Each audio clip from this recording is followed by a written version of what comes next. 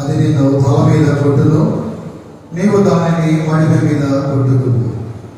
నేను ఎందుకు తీసుకున్నానో మీకు ఈ పాటకు అర్థమై ఉండాలి కదా. శ్రమకాల ధ్యానములలో మనం ఉన్నాం. శ్రమకాల ధ్యానములలో ఈ యొక్క మొదటి ప్రభుదినము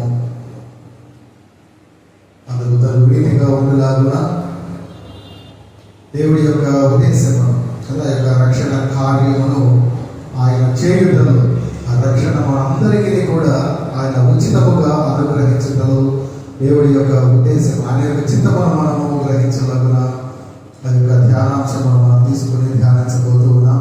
కనుక దయచేసి అందరూ కూడా శ్రద్ధ కలిగి ఒక 45 నిమిషాలు దేవుడి మాటలను వినే ప్రయత్నం చేయమని చెప్పను, కానీ వినండి ఖచ్చితంగా. ప్రయత్నం అంటే వాళ్ళ మీరు ప్రయత్న లోపం కూడా అవుతుంది. కనుక ఖచ్చితంగా వినడానికే మీరు సిద్ధపడండి.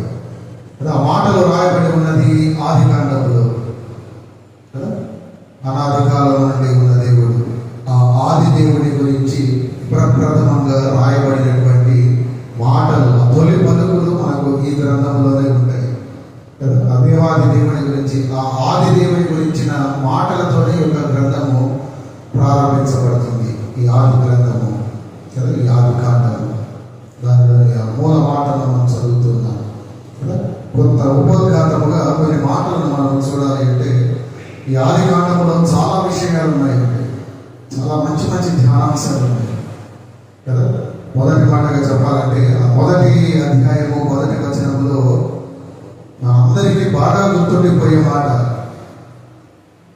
కదా. ఆదియందు దేవుడు భూమి ఆకాశములను సృజించెను, ఆదియందు సమయము కదా. దేవుడు శక్తి పరాక్రమము, భూమి ద్రవ్యము, ఆకాశము వ్యవధి సృజించెను అనగా చలనము కదా, గమనము అనగా కొంత మీరు అర్థం చేసుకునే ప్రయత్నం చేయండి. మీరు ఎక్కడో వినే ఉంటారు అన్నమాట కదా. ఈనాడు శాస్త్రవేత్తలు అందరికీ కూడా కావాల్సినటువంటి ఆ విషయం అంతా కూడా ఆ మొదటి మాటలోనే ఉందండి. మనం చూస్తున్నటువంటి ఈ యొక్క విశ్వము ఎలా సృజించబడిందో ఆ ఒక్క మాటలోనే మనం చూస్తూ ఉన్నాం. ప్రతి వచనంలో కూడా ఆ మాటను మనం చాలా సుస్పష్టంగా చూడగలుగుతున్నాం. Time, energy, matter, space, motion కదా, సమయము, శక్తి, పరాక్రమము, ద్రవ్యము, వ్యవధి కదా, చలనము, వీటన్నింటిని బట్టి ఈనాడు మనం చూస్తున్నా లేదా మనకు చూడలేని ఒక విశాల విశ్వములో దేవుడు సృజించాడు కదా. చూసినట్లయితే హీబ్రూ బైబిల్లో, హీబ్రూ భాషలో బారా బారా అనే ఒక మాట మనకు కనబడుతుంది. అనగా ఒక పని జరిగించడంలో కనపరచబడినటువంటి అత్యద్భుతమైన అనిర్వచనీయమైనటువంటి మానవ ఊహ కన్నటువంటి దేవుని యొక్క శక్తిని, దైవిక శక్తిని గురించి ఆ మాటను వారు అక్కడ ఉంచడం జరిగింది. బారా హీబ్రూ పదం అది కదా. ఆ మాటను మనము ఇదే ఆది కాండంలో మన గ్రంథంలో కాదు, కానీ ఆ హీబ్రూ భాషలో మీరు చూడగలిగినప్పుడు 3 పర్యాయములు మీరు చూడగలరండి. అది మన బైబిల్లో మీరు దానిని కనుక చూడాలి అనుకుంటే ఆ పదము మొదటగా ఉపయోగించబడింది ఆ 10వ వచనంలో. చదవండి, మొదటి అధ్యాయంలో 10వ వచనంలో ఉన్నమాట. దేవుడు ఆరిన నేలకు భూమి అని పేరు పెట్టెను. భూమిని సృజించిన తర్వాత చదవండి ఇంకొక మాట, 21వ వచనాన్ని చదవండి. దేవుడు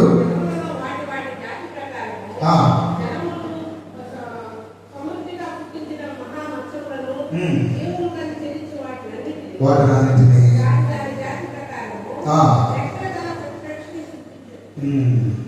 26వ వచనం, మన పోలిక చొప్పున నరులను చేయుదము, పక్షులను, పశువులను, సమస్త భూమి మీద ప్రాకు ప్రతి జంతువులు ఏలుదురు కదా. ఆ 3 పర్యాయములండి. ఆ 10వ వచనము, 21వ వచనము, ఆ 26వ వచనములు వారు అక్కడ లెక్కించినప్పుడు ఆ బర అను పదమును మనం చూడగలం.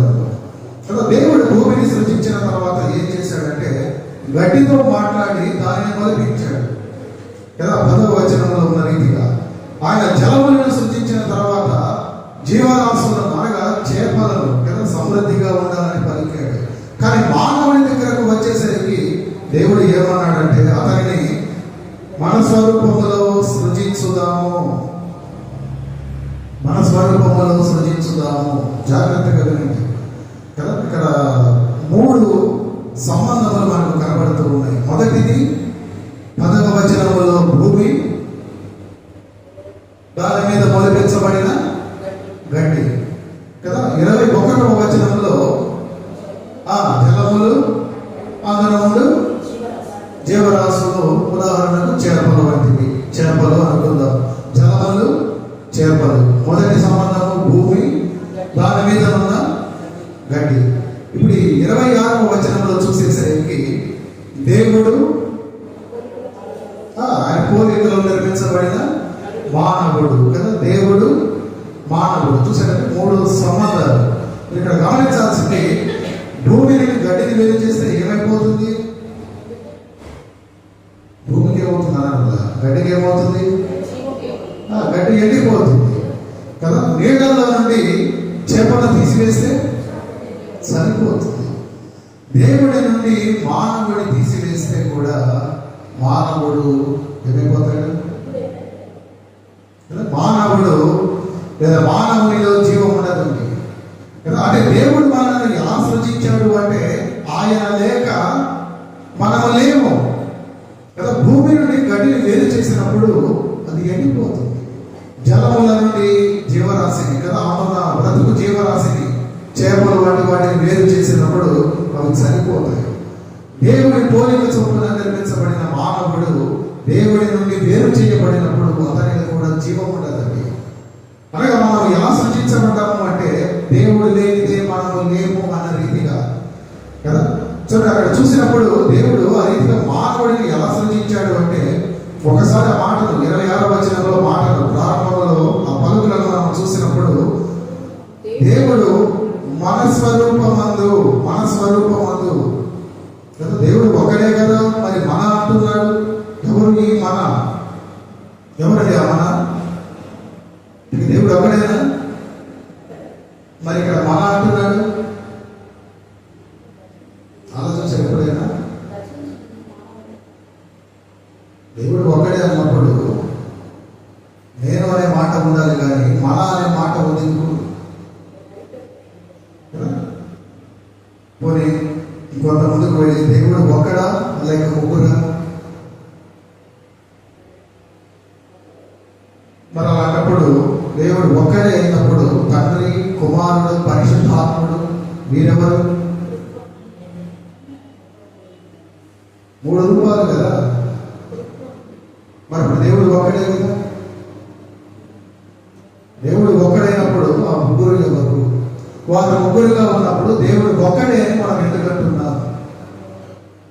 నా ప్రశ్న ఓకే, నేను కాదనటంలా. ప్రియంగా దేవుడు నేను కాదనటంలా. మరి దేవుడు ఒక్కడే అనవచ్చు కదా. పోనీ మనకు ముగ్గురు దేవుడు ఉన్నారనొచ్చు కదా. ఉదాహరణకు మంచి ఎండగా ఉంది, నేను బయట నిలబడుతున్నాను.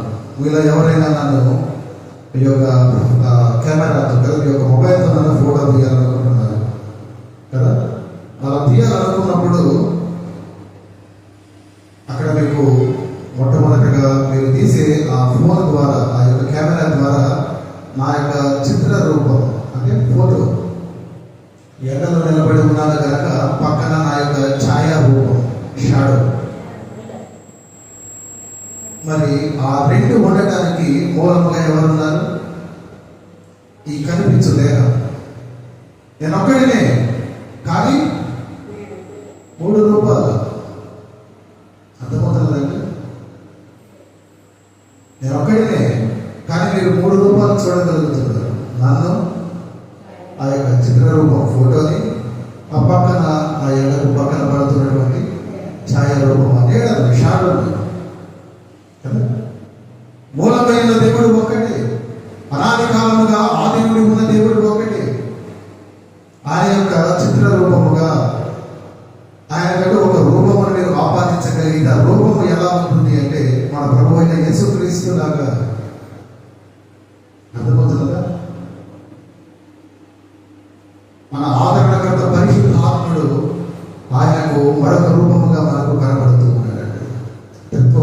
చేసుకోవాలంటే చాలా పెద్ద సబ్జెక్ట్ అది.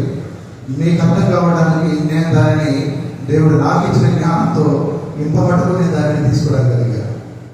మనకు అర్థం చేసుకోవాలి, దేవుడు ఒక్కడే. కానీ మనం చూస్తున్న 3 రూపాలు లేదా మనం పిలుస్తున్నటువంటి ఆ 3 రూపాలు ఆ రీతిగా మనం కొంత మటుకు అర్థం చేసుకోవచ్చు కదా. మా దేవుడు త్రియేక దేవుడు, ఆయన ఒక్కడే. కానీ ముగ్గురుగా మనకు కనబడుతున్నాడు, అనగా 3 కార్యాలు మనకు కనబడుతున్నాయి అని అక్కడ దాని అర్థం. అంటే సృష్టిలో తండ్రి అయిన దేవుని కార్యం ఏంటి? సృష్టిలో తండ్రి అయిన దేవుని కార్యం ఏంటి కదా. మానవుడిని ఆయన మన స్వరూపంలో సృష్టించుదామన్నాడు. అటువంటిప్పుడు ఆ మొట్టమొదటి రూపము తండ్రి యొక్క కార్యం ఏమిటి ఏమిటి అని మనం చూసినప్పుడు ఆయన చేసిన పని నేల మట్టి నుండి మానవుడిని ఆయన తీసి కదా ఆ మట్టి ముద్దకు ఆయన ఒక రూపం ఇచ్చాడండి. ఆ మట్టి రూపముకు ఆయన ఒక రూపం ఇచ్చాడు కదా. దానికి ఊపిరిని ఊది ఆయన జీవముని ఇచ్చాడు. సృష్టిలో ఆ యొక్క తండ్రి చేసినటువంటి కార్యము, తండ్రి అయిన దేవుడు చేసిన కార్యము గుర్తుపెట్టుకోండి. రెండవది, ఈ సృష్టి క్రమంలో కుమారుడు ఏమన్నాడంటే నేను రక్షిస్తాను అన్నాడు. నేను మానవుడిని రక్షిస్తాను. అర్థమవుతుందండి. సృష్టిలో ఈ క్రమంలో పరిశుద్ధాత్ముడు ఏమన్నాడంటే నేను మానవుడిని భద్రపరుస్తాను. జాగ్రత్తగా వినండి, అర్థమవుతున్నదా? అక్కడ రాయబడి ఉన్న మాట, దేవుడు మన స్వరూపమందు మన పోలిక చొప్పున నరులను చేయడము. అది మూలమండి. మీరు దానిని మర్చిపోయారంటే ఇదంతా మీకు అర్థం కాదు. మీరు దానిని మైండ్లో లేదా మీ యొక్క హృదయంలో దాచిపెట్టుకుంటూ ఈ మాటలు వినండి కదా. త్రియేక దేవుడిగా కనబడుతున్న మన దేవుడు తండ్రిగా, కుమారుడిగా, పరిశుద్ధాత్ముడిగా మనల్ని కొలుస్తున్నటువంటి మన దేవుడు ఆయన మానవుడిని మన స్వరూపంలో మన పోలికలో చేద్దాము అంటున్నప్పుడు ఆయన యొక్క ఉద్దేశం ఏంటంటే మానవుడి నిర్మాణంలో వారు ఆ పనిని విభజించుకున్నారు. తండ్రి అయిన దేవుడు అన్నాడు నేను మానవుడిని మట్టి నుండి తీస్తాను, రూపం ఇస్తాను, ఊపిరిని ఊదుతాను, వాడికి జీవం ఇస్తాను. కుమారుడైన దేవుడు అన్నాడు అయితే నేను రక్షిస్తాను. పరిశుద్ధాత్ముడు అన్నాడు నేను వాడిని భద్రపరుస్తాను కదా. పాపములో పెడతాడు కదా మానవుడు ఒకనాడు, అప్పుడు నేను అతని కొరకు నా ప్రాణము పెడతాను, అతనిని నేను రక్షిస్తాను. అయ్యో నేను రక్షించిన మానవుడు మరలా పాపంలో పడిపోతే అప్పుడు పరిశుద్ధాత్ముడు అన్నాడు అతను రక్షింపబడిన మానవుడు రక్షణలో ముందుకు కొనసాగులాగున అతని రక్షణ కాపాడుకునేలాగున నేను అతనిని భద్రపరుస్తాను. అర్థమవుతున్నదండి. ఆ రీతిగా ఈ సృష్టిలో ఇది చాలా ప్రాముఖ్యమైన విషయం అండి. మనం గమనించినప్పుడు మన దేహం కూడా 3 భాగాలుగా విభజించవచ్చు కదా. బాడీ, మైండ్ అండ్ సోల్, ప్రాణము, ఆత్మ, దేహము కదా. త్రియేక దేవుడు చూడండి, చాలా పోలికలు ఉన్నాయండి. మనం ఎంత తెలుసుకోవాలని ప్రయత్నం చేస్తున్నా మహా అయితే ఒక అడుగు కూడా వేయమనుకుంటా నా మటుకు నేనైతే కదా. ఆ రీతిగా మానవుడిని సృజించినటువంటి దేవుడు వారిని ఏం చేశాడు అంటే ఆశీర్వదించాడు కదా. 28వ వచనంలో వారికి ఉన్నటువంటి ఆ యొక్క ఆశీర్వాదాలను మనం చూడగలము. మీరు ఫలించండి, అభివృద్ధి చెందండి, ఇంకా వ్యాపించండి, బలమును పొందండి కదా. మీరు సామాన్యతను పొందండి. అక్కడ లేవు కానీ నేను అంటూ నా మాటలకు అర్థం అదే కదా. మీరు ఆకాశ పక్షులను ఇంకా భూ జంతువులను కదా ఆ యొక్క జీవరాశులన్నింటినీ కూడా మీరు ఏలండి, లోపరుచుకొని ఏలండి కదా. మానవుడు దేవుడి నోట నుండి విన్న మొట్టమొదటి మాట, దేవుడు మానవుడితో మాట్లాడిన మొట్టమొదటి మాట మీరు ఫలించండి. మానవుడు విన్న మొదటి మాట, దేవుడు పలికిన మొదటి మాట, మానవుడు విన్న మొదటి ఆశీర్వచనము కూడా కదా. నాకు ఆశీర్వాదాలు అంటే చాలా ఇష్టం. ఇష్టమా కదా? ఎవరైనా ఉన్నారు నాకు ఆశీర్వాదం వద్దు అనేవాళ్ళు. దేవుడు మందిరానికి రాకపోయినా ఆశీర్వాదం మనకు కావాలి కదా. ఆశీర్వాదం అంటే అందరికి ఇష్టమే. దేవుడు అడిగేది కూడా అదేనండి. దేవుడు మీతో పలికినది కూడా అదే, వాడు ఫలించమని కదా. అలా దేవుడు మానవుడిని ఆయన స్వరూపములో ఆయన సృజించినప్పుడు అటువంటి మానవుడిని ఆయన దీవించినప్పుడు మానవుడిని ఎక్కడ ఉంచాడు? దీవించిన మానవుడిని చెప్పండి, మీకు తెలుసు. ఏదేను వనంలో కదా, ఈడెన్ గార్డెన్, ఏదేను తోటలో. తర్వాత ఏం జరిగిందో మనకు తెలుసు. అలా ఉండగా ఒకనాడు మానవుడు ఏం చేశాడు? దేవుడి యొక్క ఆజ్ఞను ఉల్లంఘించాడు కదండి. వారిరువురు ఏం చేశారు అంటే, ఎవరు? ఆదాము, దేవుడు ఆయన కొరకు వచ్చిన సహకారి పాపం, ఇద్దరు కూడా చేసిన పని దేవుడి యొక్క ఆజ్ఞను వారు ఉల్లంఘించారండి, తిరుగుబాటు చేశారు కదా. పాపము అంటే తప్పు కాదండి. చాలా మంది పాపము అంటే కదా తప్పు అన్నట్లుగా ఒక భావనలో వారు ఉంటూ ఉంటారు. కానీ పాపం అంటే తిరుగుబాటు, పాపం అంటే తొందరపాటు కదా. పాపము అంటే ఒక తడబాటు, పాపము అంటే నమ్మడంలో యొక్క ఆలస్యము. అదండి పాపం అంటే. పాపం అంటే అది కదా. ఈ రీతిగా పాపము అంటే ఆయన ఆజ్ఞను మనము ఉల్లంఘించడము కదా. ఆ యొక్క వాక్యమును మనము తిరస్కరించడము, ఆ వాక్యము మనం ఉల్లంఘించే వాక్యము మన జీవితాలకు జీవం అంటే, మనకు వెలుగు కదా. అయితే చూడండి, దేవుడు ఒక చల్లని పూట రీతిగా వారిని ఏదైనా వనంలో ఉంచినప్పుడు వారు అప్పటికే పాపంలో ఉన్నప్పుడు, అనగా దేవుడి యొక్క వాక్కుకు ఆయన ఆజ్ఞకు వారు తిరుగుబాటుతనంలో ఉన్నప్పుడు ఒకనాడు దేవుడు వారి మధ్యకు వచ్చాడండి కదా. దేవుడి స్వరము విన్నటువంటి ఆ మొదటి ఆదాము చేసిన పని, లేదా ఆదాముతో పాటు ఆయన సహకారి అపమ చేసిన పని కదా, వాళ్ళ స్వరమును వినగానే తిరుగుబాటు చేసిన వారు కనుక వారు భయపడ్డారండి. భయపడి వారు వెంటనే తమను తాము దేవుడి దృష్టికి కనబడక మరుగు చేసుకున్నారు. కారణం వారు దిగంబరులని వారు గ్రహించారు కదా. అప్పుడు దేవుడు వారితో పలికిన మాట, మీరు దిగంబరులని మీకు తెలిపిన వాడెవడు? ఆదాము చెప్పాడు ఒక మాట, ఏం చెప్పాడు? నీవు నాకు ఇచ్చిన ఈ స్త్రీ అంటే తప్పు నాది కాదు, నీదే కదా. మనం చేసినట్లుగా తప్పు మనం చేయాల్సినంతా చేస్తాం, మన తోటి వారికి అవకాశం మనం మటుకు తోసేస్తూ ఉంటాం కదా. ఆదామంటున్నాడు, నీవు నాకు ఇచ్చావు కదా ఈ స్త్రీని, ఆమె ఆ తినవద్దు అని చెప్పిన పండును నాకు ఇచ్చింది, నేను అది తిన్నాను. ఇప్పుడు దేవుడు చూడండి, జాగ్రత్తగా ఇక్కడ నుండి ఆయన సంఘముతో పలికిన ఆ మొదటి ప్రసంగమును, ఆ మొదటి బోధన మనం చూడబోతూ ఉన్నామండి. మనం తీసుకున్నటువంటి మూలవచనం అది కదా. దేవుడు, ఆది దేవుడు, ఆ ఆది దంపతులు ఆయన సంఘములో ఉండగా ఆ ఆది సంఘముతో ఆయన చేసిన బోధ, ఆయన యొక్క ప్రసంగమును మనం చూస్తూ ఉన్నాం. ఎవరా సంఘస్థులు? నేను చెప్పేసాను ఆల్రెడీ. ఆదాము, హవ్వ, ఎవరైనా ఉన్నారా?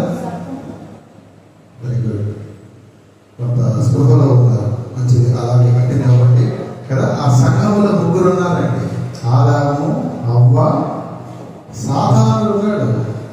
సాధారణుడు కూడా సంఘానికి వస్తాడా? మనకంటే రెగ్యులర్గా వస్తాడండి, మనకంటే రెగ్యులర్గా వస్తాడు. జాగ్రత్తగా వింటాడు. ఎందుకో తెలుసా?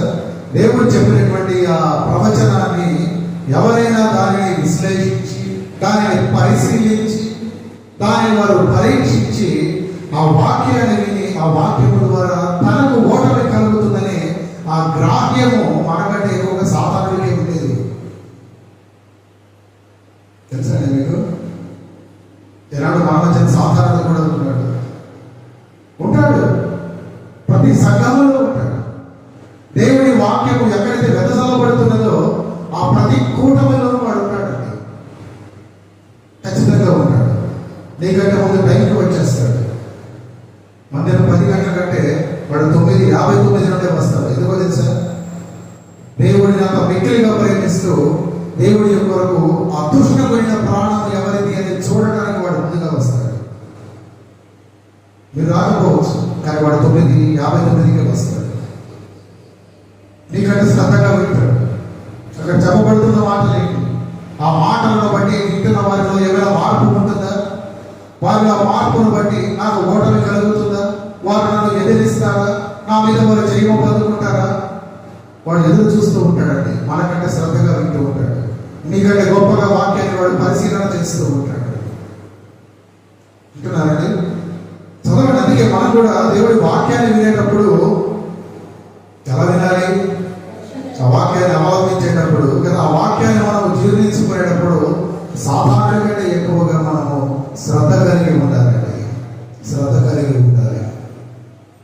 మరి మీరు ఎలా ఉంటున్నారో నాకు అర్థం కావడం లేదు, కానీ చూడండి, ఒక మాట మీకు చెప్పడానికి ఇష్టపడుతున్నాను. మత్తయి సువార్తలో మన ప్రభువు పరిశీలనను ఉద్దేశించి ఒక మాట అంటాడు కదా, మీరు దశమ భాగంలో దేంట్లో ఇస్తున్నారంటే పుదీనాలోను, సోపులోను, జీలకర్రలోను, ఇంకా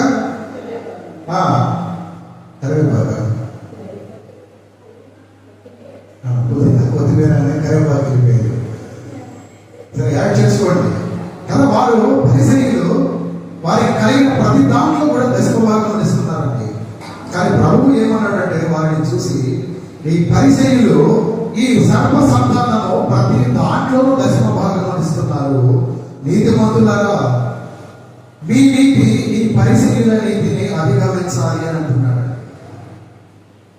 అర్థమవుతుందా? అంటే మనం దశమ భాగం ఇవ్వడం లేదు అంటే కనీసము పరిసయ్యుల వరకు కూడా రావటం లేదని కదా. పరిసయ్యుల కంటే కూడా మనము దిగజారిపోయామని అర్థమవుతుందా? నా మాట నీకు అర్థం చేసుకోండి జాగ్రత్తగా కదా. ఈనాడు దేవుడి వాక్యం నీవు సరిగ్గా వినడం లేదు అంటే నీవు సాధారణుడు కంటే ఇంకా ఏమైనట్లు, దిగజారిపోయినట్లు. అంటే నా ఉద్దేశం వాడి కంటే ఇంకా తక్కువ స్థాయిలో వాడే పాపము చేసేవాడు, ఆది నుండి అబద్ధికుడు, నరహంతకుడు.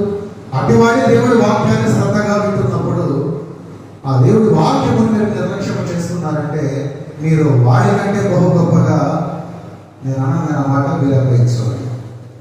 దాన్ని బట్టి మీరు వినాలి, శ్రద్ధగా వినాలి దేవుడి మాటలు. చూడండి, ఇక్కడ సాతానుడు ఎంత శ్రద్ధగా విశ్లేషిస్తూ ఉన్నాడంటే మనం చూడొచ్చు. ఆ మొదటి ప్రసంగంలో ఆ మొదటి సువార్త కూడా మనకు కనబడుతూ ఉంటుందండి కదా. ఆ మొదటి సువార్త కూడా ప్రకటించబడింది. ఆ మొదటి సువార్త ఎలా వచ్చిందంటే మొదటగా దేవుడు సాతానుడిని శపించాడు కదా. ఆ 14వ వచనంలో చూసారా మీరు? అందుకు దేవుడైన యెహోవా సర్పముతో నీవు దీన్ని చేసినందున పశువులన్నిటిలోనూ భూజంతువులన్నిటిలోనూ నీవు శపింపబడిన దానవై కదా. మొదటగా సర్పము శపింపబడింది, సాతానుడు శపింపబడ్డాడు. తర్వాత హవ్వ కదా, మిసెస్ ఆడమ్ ఈవ్ శపింపబడింది. ఆఖరకు ఆదాము శపింపబడ్డాడు. దేవుడి ముగ్గురిని కూడా శపించాడు. అయితే మీరు గమనించినట్లయితే ఈ ముగ్గురిలో ఆదామును అవ్వను దేవుడు శపించక ముందు ఆయన యొక్క రక్షణ సువార్తను ప్రకటించాడండి. ఆమేన్ ఆమేన్ కదా. వారిని శపించక మునిపే, చూడండి, వారిని తీర్పు తీర్చక మునిపే దేవుడు కదా మనం పుట్టక మునిపే రక్షణ సువార్త ప్రకటింపబడింది కదా. అనాది కాల సంకల్పము చేయబడిందండి. జగత్ పునాది వేయబడక మునిపే. చూస్తున్నారా మాట మీరు కదా. మన యేసు ప్రభువు గాయపరచబడ్డాడు, ఆయన సిలువ వేయబడ్డాడు. ఎక్కడ మాస్టర్ గారు? చూడండి, అక్కడే 15వ వచనంలోనే, ఆ తర్వాతనే 16వ వచనంలో ఆయన హవ్వను, అటు తర్వాత ఆదామును ఆయన శపించింది కదా. ఇది వాక్యానుసారమైన సత్యం అండి కదా. తీర్పులో సువార్త మనకు కనబడుతున్నది, ఆ తీర్పులో రక్షణ కనబడుతున్నది, ఆ తీర్పులో మనకు ఒక నిరీక్షణ కనబడుతున్నది. అందుకు హబక్కూకు ప్రవక్త ఏమన్నాడంటే 3వ అధ్యాయం 2వ వచనంలో ఆయన పేరిట రాయబడిన హబక్కూకు గ్రంథంలో 3:2 మీరు చూసినప్పుడు ఆయన కోపించుతూనే నీ వాత్సల్యమును ఆయన వాత్సల్యమును మనకు ప్రకటిస్తున్నాడు. చదవండి వాక్యాన్ని. హబక్కూకు 3:2లో ఆయన కోపిస్తూనే ఆ వాత్సల్యమును మనకు కనపరుస్తూ ఉన్నాడు. ఆ వాత్సల్యమును మనకు ప్రకటిస్తున్నాడు. ఇక్కడ జరుగుతున్నది అది. తీర్పులో సువార్త, తీర్పులో రక్షణ కదా. తీర్పులో మనకు ఒక నిరీక్షణ. చదువుతారా? హబక్కూకు 3:2 ఆఖరణ చదవండి. ఆఖరి భాగం.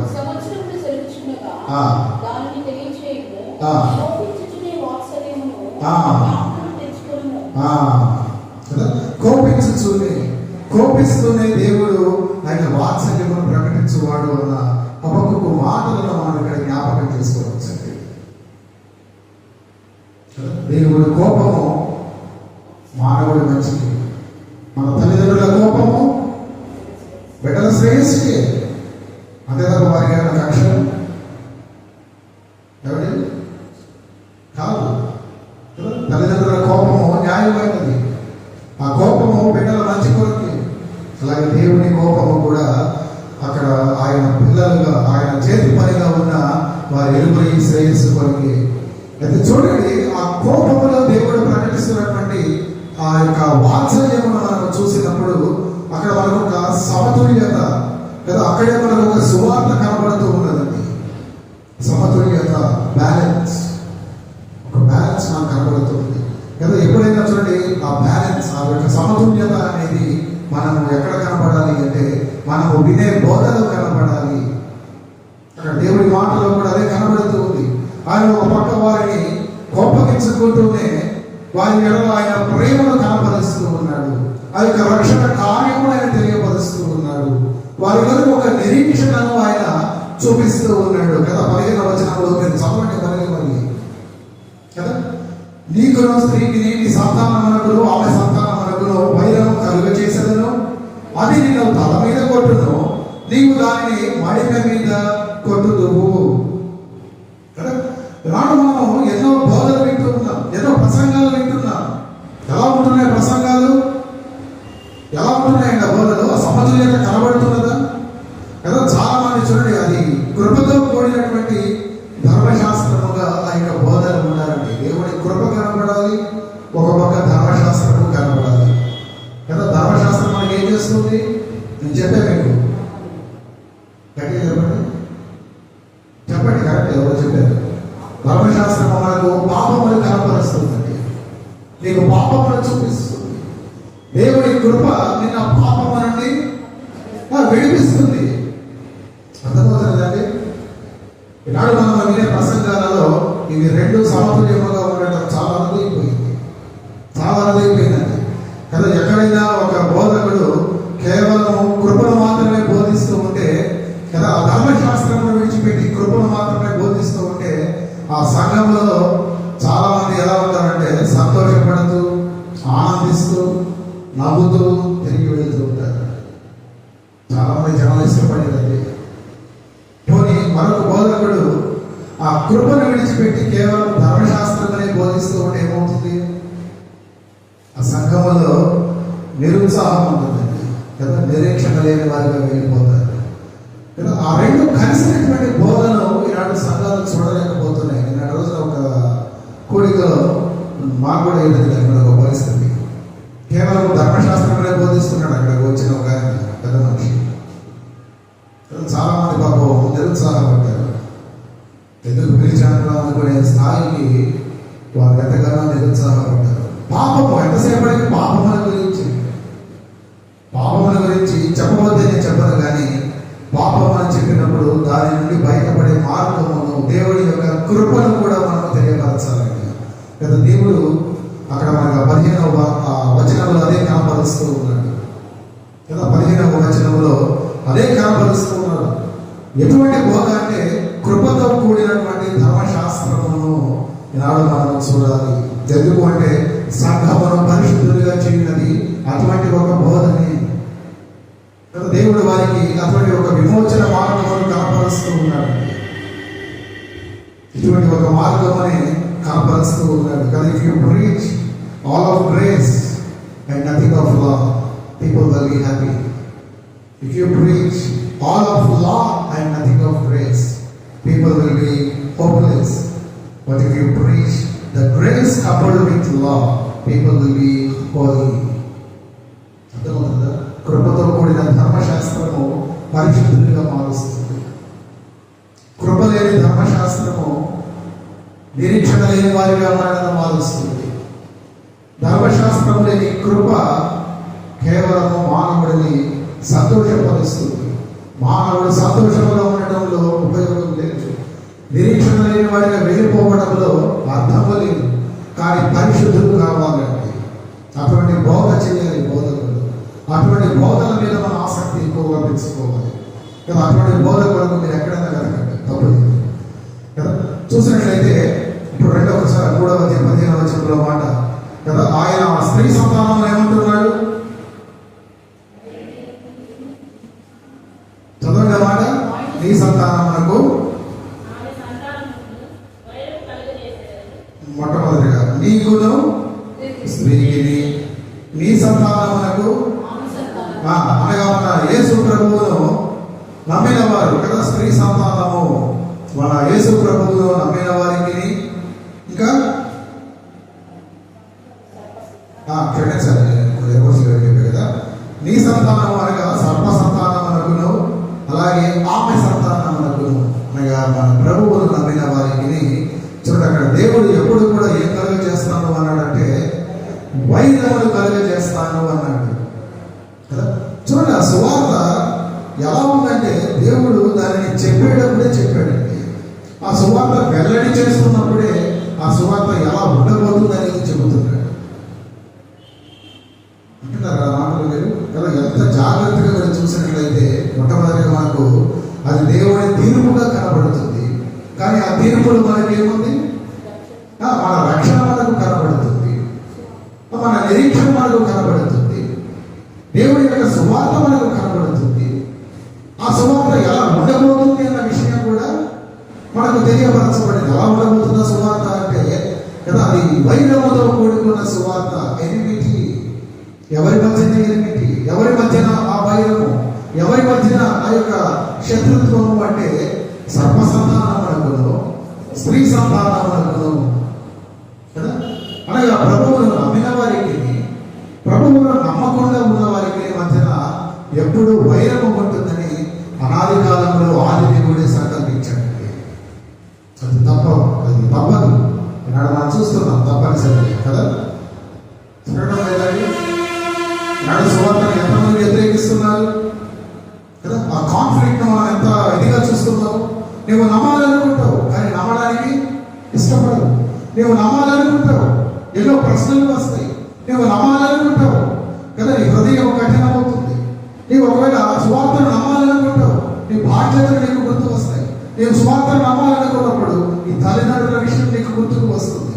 నీవు సువార్తను నమ్మాలనుకున్నప్పుడు నీ భవిష్యత్తు ఏమవుతుందని ఆలోచన నీకు కలుగుతుంది కదా. ఈనాడు చాలా మంది సువార్త విషయంలో అదేనండి. చాలా మందికి అదే సువార్తను నమ్మాలి అంటే ఇటువంటి కారణాలలో ఏదో ఒక కారణం వైరం, ఏదో ఒక కారణం చేత వైరము కదా. ఎవరో ఒకరు వస్తారు కదా, ఎన్నో ప్రశ్నలు వస్తాయి, ఎన్నో ప్రశ్నలు వేస్తారు కదా, ఎన్నో పరీక్షలు వస్తాయి. దేవుడు ఆదిలోనే చెప్పాడు కదా మాట, మీకు వారికి మధ్యన వైరం నేను కలుగ చేస్తాను. ఆ వైరం ఎప్పుడు కలుగుతూనే ఉంటుంది. మనం ఎప్పుడు అనుకోకూడదండి యేసు ప్రభు దగ్గరకు రావడం అంటే అది సామాన్యమైన విషయం కాదు. నమ్మడం అంత సులువైన పని కాదు. నమ్మడం అంత సులువైన పని కాదండి. మన ప్రభువు దగ్గరకు రావడం, ఆయన నమ్మడము అంత సులువైన పని కాదు. అందుకే ప్రభు అన్నాడు, ఎవడైనా నన్ను వెంబడింపగోరిన ఎడల తనను తాను ఉపేక్షించుకొని ఏం చేయాలి, తన శిలువను ఉపేక్షించుకోవాలి, తనను పరిశీలన చేసుకోవాలి. తన దగ్గరకు అనగా ప్రభువు ఆయన దగ్గరకు రావడానికి అనుమతించే ముందు వారికి ఉన్న అడ్డంకులను వారు పరిశీలన చేసుకోవాలి. ఇందాక నేను చెప్పిన ఆ విషయాల పట్టికలో కదా ఏదో ఒక అడ్డంకి చేత ఈనాడు చాలా మంది సువార్తను విన్నా రాలేకపోతూ ఉంటారు. నమ్మకం లేకను, నమ్మిన వారి యొక్క బాధ్యతలు లేదా ఎన్నో విషమ పరీక్షలు, ఏదో ఒక కారణం చేత కదా వైరం ఎప్పుడు కూడా మన హృదయాలలో కలుగుతూనే ఉంటుందండి కదా. రక్షణ పొందకపోతే ఎటువంటి వైరం లేదు. కానీ రక్షణ మనము పొందాలి అనుకున్నప్పుడే కదా ఎన్నో యుద్ధాలు కదా. ఎప్పుడైతే మన ప్రభువును నమ్మాలనుకుంటున్నామో చూడండి, అప్పుడే ఆ నీతికి పాపానికి యుద్ధం కదా. మన మనస్సుకు రక్షణ సువార్తకు యుద్ధం. అలాగే చాలా మంది పాపం రక్షింపబడాలని కోరుకుంటారు కానీ ఆ రక్షణ లేకనే తిరిగి వెళ్ళిపోతూ ఉంటారండి. మీరు గమనించబోయే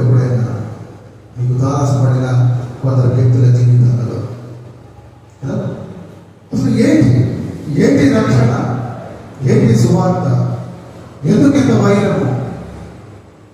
స్త్రీ సంతానానికి, సర్ప సంతానానికి ఎందుకు ఇంత గొడవ, ఎందుకు ఇంత యుద్ధము అంటే ఒకసారి అసలు సువార్త అంటే పౌలు మహాశయుడిని ఏంటయ్యా పౌలు సువార్త అంటే ఆయన పలికాడండి. ఒకసారి కొరింథీ సంఘానికి రాస్తూ ఆయన మొదటి పత్రికలో 15:2 మాట చదవండి. ఇక్కడ మాట కొరింథీయులకు రాసిన మొదటి పత్రిక 15వ అధ్యాయము 2వ వచనం.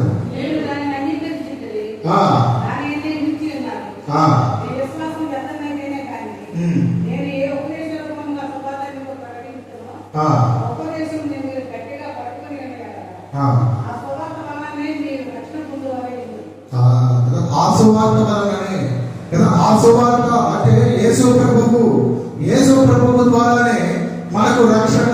వేరే ఒక మార్గం లేదండి. No other means. ఇంకా వేరే పద్ధతి లేదు.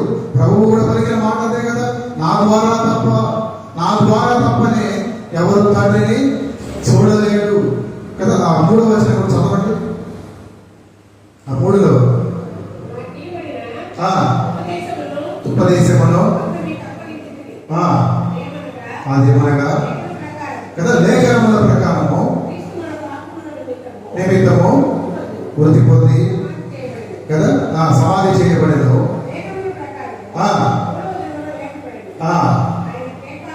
కదా అప్పటి వరకు ఆయన భూమిలో భద్రపరచబడేను కదా. కొందరు ఏమంటారంటే దేవుడు అలా మన ప్రభువును చంపినట్లే చంపి ఆయన తీసుకొని వెళ్ళిపోయాడు. అలా కాదండి. చదవండి.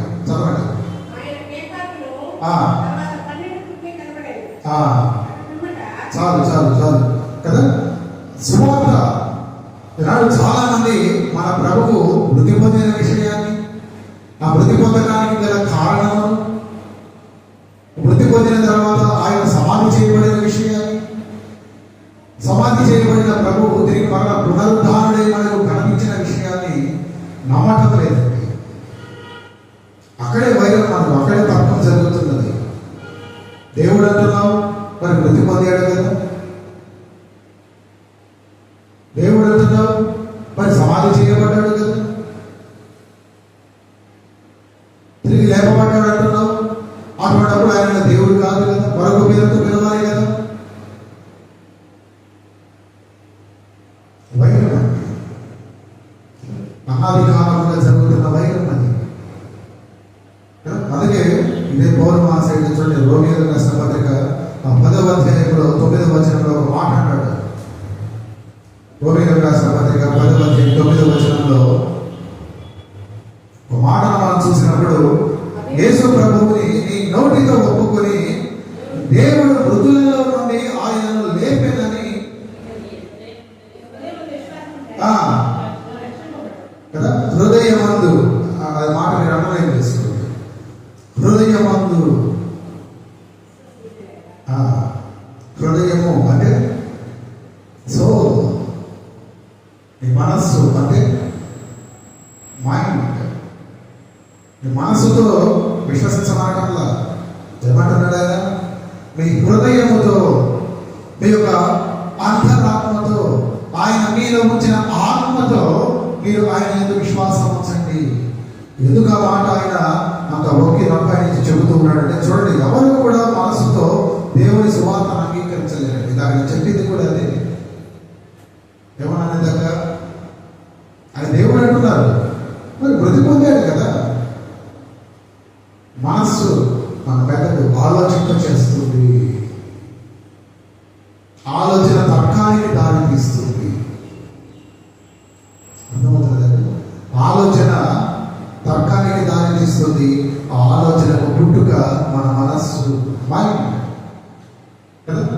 మనసు ప్రశ్నలు వేస్తుందండి, కానీ హృదయము అర్థం చేసుకుంటుంది. అది హృదయానికి మనస్సుతో వ్యత్యాసం. మనసు ప్రశ్నలు వేస్తుంది, ప్రశ్నలు తర్కానికి దారి తీస్తాయి, కానీ హృదయం అర్థం చేసుకుంటుంది. ఆత్మ అర్థం చేసుకుంటుందండి. దేవుడు ఆత్మ కనుక నేను అర్థం చేసుకున్నాడు. నీవు నశించిపోతున్నావు, నేను అలాగే విడిచిపెడితే ఎలా? నీవు తొదకు ఏమైపోతావు? నీ కామకు నేను విడిచిపెట్టడానికి, నేను నీవే బాధ్యుడిగా విడిచిపెట్టడానికి నీవు నా రూపంలో చేయబడ్డావు కదా. నేను ఎలా నిన్ను విడిచిపెట్టగలను? ఆత్మ కనుక ఆలోచన చేశాడు, అర్థం చేసుకున్నాడు. ఆలోచన చేయలేదు కానీ అర్థం చేసుకున్నాడు. నా రూపంలో నిర్మించబడిన వాడు నాశనం అయిపోతే ఎలాగా? అర్థం చేసుకున్నాడు. అర్థం చేసుకున్నవాడు ఆవేదన చెందాడు. ఆవేదన చెంది నీ కొరకు ఆక్రందన చేశాడండి, ఏడిచాడండి నీ కొరకు.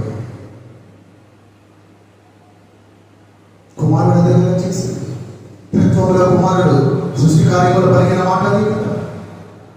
పౌలు మహాశయుడు అంటాడు, ఆయన శరీరధారిగా ఉన్న దినములలో చేసిన పని వేదనతోనూ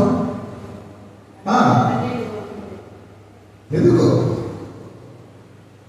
అర్థం చేసుకున్నాడు కనుక, హృదయముతో మనను అర్థం చేసుకున్నాడు కనుక. ఆడు చూడండి, అందుకే చాలా మంది చదువుకున్న వాళ్ళు కదా, ఈ యొక్క శాస్త్రవేత్తలు కదా మన ప్రభువును ఒప్పుకోరండి. ఎందుకంటే వారు మనసుతోనే ఆలోచన చేస్తారు.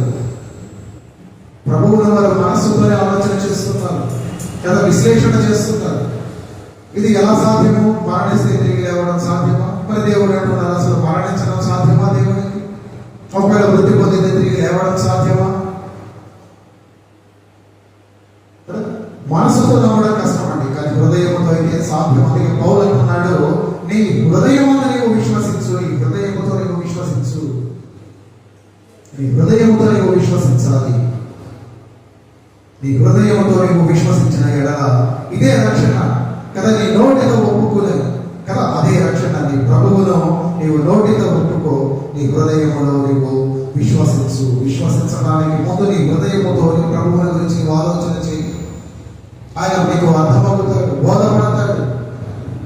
నీకు అర్థమైన నీ ప్రభువును నీవు నమ్ము, విశ్వాసం ఉంచాయన పైన, అదే నీకు కలిగే రక్షణ.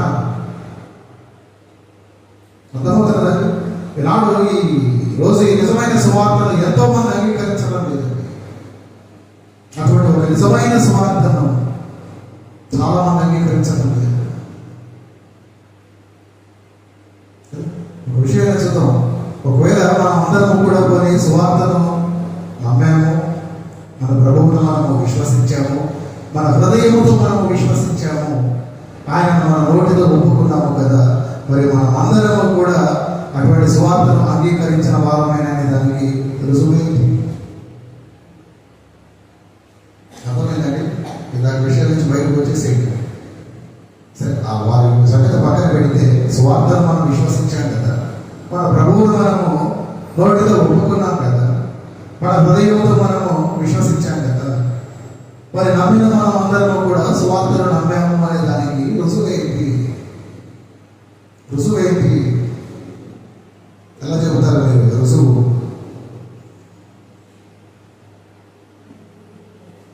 వాక్యానుసారమైన ఫలింపు మనకు కావాలండి.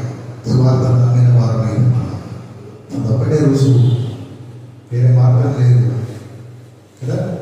నేను రక్షింపబడ్డాను అని ఎలా తెలుస్తుంది అంటే, చూడండి, నేను మాట్లాడుతున్నానని మీకు ఎలా తెలుస్తుందని?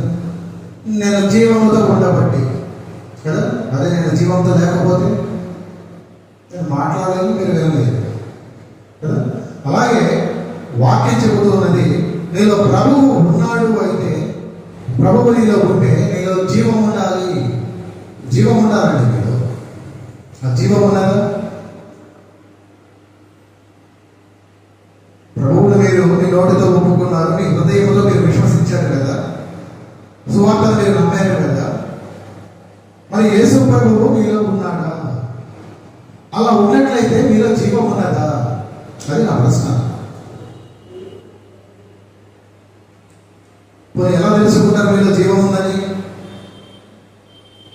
ఎలా తెలుసుకుంటారు? ఆ జీవం మీలో ఉంటే మీరు రోజు రోజుకు మార్చి మార్చి మార్చి మార్చి మన యేసు ప్రభువు రూపములకి కదా, ఆయన సారూప్యములకి మీరు మారుతూనే ఉంటారండి కదా. మీరు అలా జీవిస్తూ ఉంటారు, ఫలిస్తూ ఉంటారు. అదే అదొక నిదర్శనం. అలా మీరు మార్పు చెందుతూ ఉన్నవారైతే మీలో యేసు ప్రభువు జీవము ఉన్నట్లే. అలా యేసు ప్రభువు జీవము మీలో ఉన్నట్లయితే మీరు నిజముగా రక్షించబడిన అనుభవములో ఉన్నట్లే. అటువంటి నిజముగా రక్షించబడిన అనుభవము ఈ యొక్క ప్రభువును మీరు హృదయంతో విశ్వసించినప్పుడే. అర్థమవుతుంది కదా.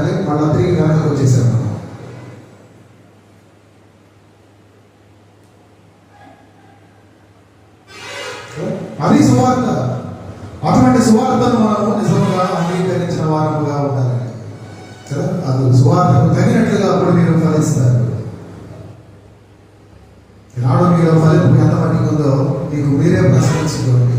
ప్రతి దినము కూడా మీరు ప్రభువు రూపములోనికి, ఆయన సారూప్యములోనికి, ఆయన స్వరూపములోనికి మీరు మార్చబడుతున్నారా? మార్చబడుతున్నట్లయితే మీలో యేసు ప్రభువు జీవం ఉన్నట్లే. ఆ జీవం ఉన్నది అంటే మీరు నిజంగా రక్షణ అనుభవంలో మీరు ఉన్నట్లే. అదేనండి మనకు ఆ ఒక్కటే మార్గం, వేరే మార్గం లేదు. ఇంకా మనకు లేదంటే ప్రభువును నమ్మని వారికి వ్యత్యాసం లేదు, పెద్ద తేడా ఏముండదు. వారికి మనకి తేడా ఎక్కడ కనబడుతుందంటే ఈనాడు నీ ప్రభువుని నీవు నమ్ముకున్నానని చెబుతూ ఉన్నావు. ఆ నిజమైన దేవుడిని నీవు రక్షకుడిగా, నీ స్వంత రక్షకుడిగా నీవు అంగీకరించానని చెబుతున్నట్లయితే ఆ మార్పు నీలో కనబడాలి. దేవుడు అదే ఆయన కోరుతున్నది, అదే నీలో జరగవలసినది అదే. అలా జరిగితేనే నీకు జీవంలో ఉన్నట్లయితే కదా. మీరందరూ రక్షింపబడ్డామంటున్నారు కదా, అందుకు తగిన ఫలాలను మీరు ఫలిస్తూ ఉన్నారా? ఫలిస్తున్నారండి? చెక్ చేసుకోండి మీరే కదా. ఒక అంజూరపు చెట్టు తోటను ఆ యజమాని చూసి ఏమన్నాడు? అంజూరపు చెట్లను కదా, నాటిన చెట్లను చూసి ఆయన దేని కొరకు వచ్చాడు అక్కడికి? ఫలముల కొరకే కదా, వాటి ఫలము కొరకు. ఎక్కడైనా చూసారండి ఒక చెట్టు తన ఫలాన్ని తానే తినడం?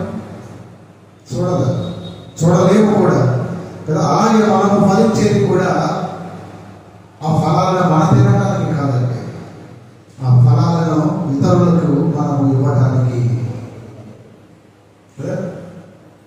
యెహోవా ఉత్తముడు అని రుచి చూచి తెలుసుకోండి అని నీవు ఏ ఫలము అయితే కలిగి ఉన్నావో ఆ ఫలమును ఇతరులు తిని వాళ్ళు కూడా ప్రభువును ఉత్తముడని గుర్తెరగాలండి. ఆ రీతిగా జీవితం ఉండాలి. ఆ రీతిగా నువ్వు ప్రతిదినము మార్చి మార్చి మార్చి మార్చి నువ్వు ఆ యొక్క ప్రభువు స్వరూపంలోనికి రావాలి. అటువంటి జీవముతో నువ్వు తొడిగిస్తాను. ఆ యొక్క ఫలాలను వారి పండ్ల మధ్యన పెట్టి వారు కొరుకుతున్నప్పుడు అవి ఎలా ఉన్నాయి? తీపిగా ఉన్నాయా? పులుపుగా ఉన్నాయా? ఏ రుచికి ఇస్తున్నాయి? చేదుగా ఉన్నాయా? ఇతరులు మిమ్మల్ని చూస్తున్నప్పుడు వారు ఎలా చూస్తున్నారు? మిమ్మల్ని బట్టి నేను ప్రభువును చూడగలుగుతున్నారా? ఆ రీతిగా నేను స్వరూపంలోనికి మారుతున్నారా? ప్రభువు స్వరూపంలోనికి. అప్పుడండి మీరు నిజమైన రక్షణ అనుభవం కలిగి ఉన్నట్లేదు. చూడండి, సువార్తను అర్థం చేసుకోవడం నిజంగా చాలా సులువైన ఒక విధంగా, కానీ దాన్ని నమ్మి విశ్వాసించడమే చాలా కష్టం. చాలా మంది అదే చేయలేకపోతున్నారు. అక్కడే వారు ఒక అడ్డుకట్టను అధిగమించలేకపోతున్నారు. దాని ఏదో విశ్వాసం ఉంచడం కదా. విశ్వసించడం అంటే ఫలించడము, ఒక సాఫల్యతలోనికి రావడం. కొందరు కొన్ని కారణాల చేత ఆ విశ్వాసము తొడినాళ్లలోనే ఆగిపోతే విశ్వాసంలోకి వచ్చి అదే రీతిగా ఫలించకుండా ఉన్నవారు మరికొందరు కదా. ఇది మన క్రైస్తవులకి వర్తిస్తుంది ఎక్కువగా. రావడానికి ఎన్నో కారణాలు, ఇందాక వారి గురించి మనం అనుకున్నాం కదా. ప్రభు దగ్గరకు రావాలంటే సువార్తను వారు నమ్ముతారు, కానీ నమ్మి ప్రభు దగ్గరకు రావాలి అంటే ఎన్నో కారణాలు, ఎన్నో బాధ్యతలు. వారి ప్రస్తావన కాసేపు పక్కన పెడితే మనం వాటన్నిటిని దాటి ప్రభు దగ్గరకు వచ్చామని ఒప్పుకుంటున్నాం. రక్షణ వార్తలు మనము వినిన వారమని చెబుతూ ఉన్నాం. మరి నీలో అయినా సాఫల్యత ఉందా? గమనించుకోవాలి కదా. చూడండి, నా మటుకు నేనైతే ప్రభుని అలాగే అంగీకరించాను. నేను నా తొలి దినాలలో మందిరానికి వచ్చేది కూడా ఎవరికి తెలియదు. రెండోసారి విడే ఉంటారు, ఆశ చెప్పగా లేదా ఇంకొకరు చెప్పగా వచ్చి ఈ స్థానంలోనే మోకరికి ప్రార్థించేవాడు. ఇక్కడే నేను వచ్చేది ఎవరికి తెలియదు. చూడండి, మనము ఎప్పుడైనా మన యొక్క ప్రభువుని గురించి మనము పరిచయం చేయాలనుకున్నప్పుడు లేదా మన ప్రభువును మనము ఎవరికైనా మనం ప్రకటించాలనుకున్నప్పుడు మొదటగా ప్రార్థన చేయాలండి. ఫస్ట్ ప్రార్థన లేనిది మన ప్రభువును మనము ప్రకటించలేదు. నేను చెప్పగలను, నా మటుకు ఆశ ఎక్కువగా ప్రార్థన చేసింది. ఆమె ప్రార్థన, మరొక స్నేహితురాలు ఆమె యొక్క సువార్తను నేను వింటూ కదా, ఒకరి ప్రార్థన దేవుడు ఫలిస్తూ ఉండగా, ఒకరి ప్రార్థనను దేవుడు దీవిస్తూ ఉండగా, మరొకరి యొక్క ద్వారా మన ప్రభువు గురించి తెలుసుకుంటూ ప్రభు దగ్గర నేను రావడం జరిగింది. గమనించాలండి, మనం రక్షణలో ఉన్నామని చెబుతున్నాం, కానీ అది తగిన రీతిగా మన యొక్క సాఫల్యత ప్రభువు చూడగలుగుతూ ఉన్నాడా, ఆ ఫలాలను మనము ఇతరులకు ఇవ్వగలుగుతున్నామా? అది రక్షణ. ఎలా ప్రకటింపబడింది?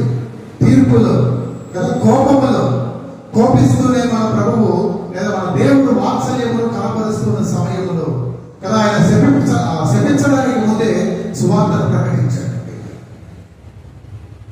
3వ వచనంలో ఆయన మనల్ని శపించడానికి ముందే సువార్తను ప్రకటించాడు. నీకును సర్పమునకు, నీకు నీ సంతానమునకును, నీకును సర్పమునకును, నీ సంతానమునకును, ఆమె సంతానమునకును మధ్యన వైరము కలుగజేస్తాను. ఎలా? హేబేలుకు కయీనుకు మధ్యన, ఇస్సాకుకు ఇష్మాయేలుకు మధ్యన, యాకోబుకు ఏశావుకు మధ్యన కదా, విశ్వసించిన వారికి ఆ సర్వ సంతానాలకు మధ్యన. మీరు చూడండి, ఆది కాలంలో ఆ క్రమం అలాగే వస్తూ ఉంది. దేవుడి మాట అక్షరమైన గోలేలను తప్పకుండానట్లుగా దేవుడు పలికిన రీతిగా అది ఆ క్రమం అలాగే వస్తుంది. కయీను హేబేలును చంపేశాడు. ఇస్సాకు ఎప్పుడు కూడా ఇష్మాయేలు చేత వెక్కిరింపబడుతుండేవాడు. యాకోబు, ఏశావు తన అన్న ఎక్కడ తన ప్రాణం తీస్తాడు అని పరుగులు పెట్టాడు. ఆ వైరం గొప్పది, అది ఎప్పుడు జరుగుతూనే ఉంటుంది. నాడు ప్రపంచంలో ఏదైనా ఒక జాతి లేదా ఒక గుంపు ఎక్కువగా హింసించబడుతున్నదంటే అది క్రైస్తవులేనండి. క్రైస్తవులే ప్రపంచంలో అత్యధికముగా హింసింపబడుతున్న ఒక జన సమూహం ఏదైనా ఉన్నది అంటే అది క్రైస్తవుల మటుకి అత్యధికముగా. మిగతా వారు కూడా హింసించబడుతున్నది కాదనడం లేదు, కానీ అందరికంటే మరి ఎక్కువగా హింసింపబడుతున్నది క్రైస్తవులే. ఎందుకు? అనాది కాలంలో వారి దేవుడు పలికిన మాటను బట్టి కదా. ఆ వైరం ఎప్పుడు ఆనాటి నుండి ఈనాటి వరకు అది కొనసాగుతూనే ఉంటుంది. నాడు భారతదేశంలో సెన్సెస్ని బట్టి చూసినట్లయితే గడిచిన సంవత్సరం ఈ యొక్క క్రైస్తవులు అత్యధికంగా హింసించబడినటువంటి దేశాలలో 20వ స్థానంలో ఉండేదండి ప్రపంచవ్యాప్తంగా. కానీ ఈనాడు ఆ స్థానము ఒక 10 స్థానాలు ఎగవాలి 10వ స్థానంలో ఉన్న ఆ దేశంలో క్రైస్తవులు ఎంతగా హింసించబడుతున్నారంటే ప్రపంచ దేశాలన్నింటిలో మనం 10వ స్థానంలో ఉన్నాం. అర్థమవుతుందా మీకు? అంటే మనం అది సంతోషించదగ్గ విషయమా, ఎంతో విచారించదగ్గ విషయం కదా. మన ప్రభువును మనం ఎంతగానో ప్రార్థించవలసిన విషయం అది. మనకు ప్రభువు దగ్గరకు రాని వారికి మధ్యన జరుగుతున్న వైరం అంటే ఆ వైరం. ఈ రోజున సువార్తను ప్రకటించాలనుకుంటున్నాం, ఎవరో ఒకరు వచ్చి ఏదో అంటారు కదా. సువార్తను ప్రకటించాలనుకుంటున్నాం, ఎవరో ఒకరు వచ్చి అడ్డుకుంటారు. శత్రుత్వం అలాగే కొనసాగుతుంది. ఒకరు సువార్తను ప్రకటించాలనుకుంటే ఒక శక్తి ముందుకు రావాలి. వారి వరకు ప్రార్థించే ఒక సంఘము లేదా ఒక గుంపు కావాలి. అపోస్తలుల కార్యాల గ్రంథంలో మనం అదే చూడగలం కదా. ఎక్కడుందో చెప్పండి అది. వారి యొక్క పరిచర్య ముందుకు కొనసాగలాగున పేతురు వారి కొరకు సంఘము ప్రార్థించినట్లుగా కదా. మీరు చూస్తే ఆ తర్వాత పేతురు పలికిన యొక్క సువార్తను బట్టి ఎంతమంది ప్రభు దగ్గర నడిపించబడ్డారు? 3,000 మంది కదా. చూడండి, ఏ అధ్యాయంలో చూడండి ఒకసారి.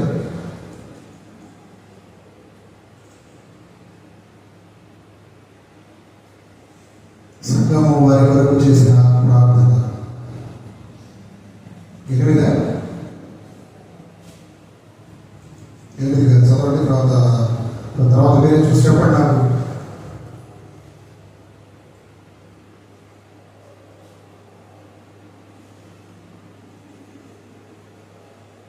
చూడండి, ఎక్కడంటే 13వ అధ్యాయంలో మనకు కనబడుతుంది.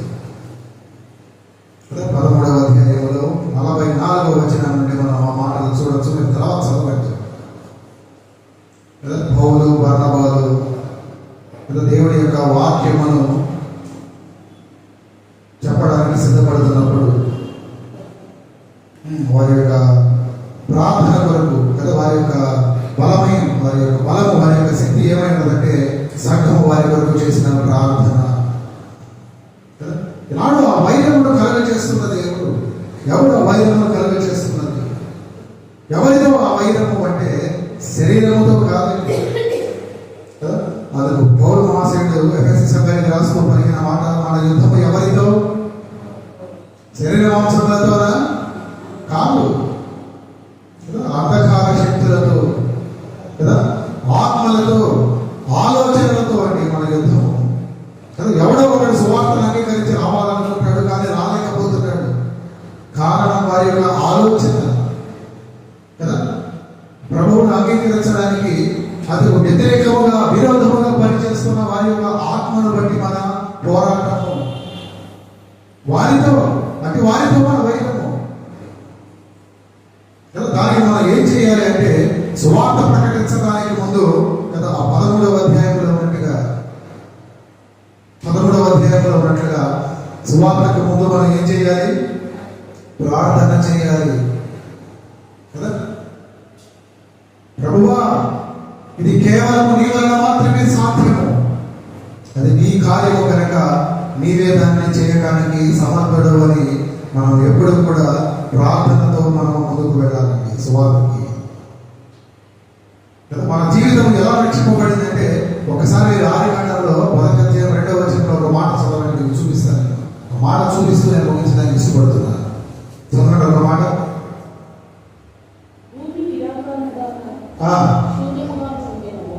కదా మన జీవితం ఎలా ఉంది అంటే కదా, రక్షింపబడడానికి ముందు నిరాకారముగాను శూన్యముగాను కదా. భూమి అనగా దాని యొక్క నివాసమైన మనమే. మనకు ప్రతిగా మాట రాయబడింది అక్కడ. మనం ఎలా ఉన్నాము అంటే నిరాకారముగా, శూన్యముగా, చీకటితో కదా. పౌలు అన్నట్లు ఎఫెసీలకు, మీరు రక్షింపబడక ముందు మీరు చీకటిలో ఉన్నారు అనడం లేదండి. ఆయన ఏమన్నాడు? మీరు చీకటి అయి ఉన్నారు. మీరే చీకటిలో ఉన్నారు అనగా ఆ చీకటి మీరే. మీరు ఎక్కడో పడ్డ చీకటిలో మీరు ఉండాల్సిన అవసరం లేదు. కారణం మీరే చీకటి కనుక. అనాది కాలంలో ఆది వాక్యములు కూడా అదే ఉన్నది. మనం చదవండి. భూమి ఎలా ఉంది? నిరాకారముగా, శూన్యముగా. చాలు. ఆ విధముగా ఉన్నప్పుడు దేవుడు ఏమని పలికాడు? లేదా దేవుడి ఆత్మ ఎలా ఉన్నది అంటే ఎలా ఉంది? అల్లాడుచు ఉన్నదండి. దేవుని ఆత్మ అల్లాడుచున్నది. చీకటి మన బ్రతుకుల కొరకు శూన్యముగా ఉన్న. ఎలా శూన్యం ఏర్పడింది అంటే ఆయన మనలో లేక, మనము ఆయనను కలిగి ఉండక శూన్యమైన బ్రతుకులు, ఫలములు లేక శూన్యమైన మన బ్రతుకులను బట్టి, చీకటిని బట్టి దేవుని ఆత్మ అల్లాడుతూ ఉన్నది కదా. మొదట కార్యము జరగాలంటే ఆ శూన్యము మారాలి కదా, ఆ నిరాకారము మారాలండి. అంటే ఆ చీకటి వెలుగుగా మారాలి.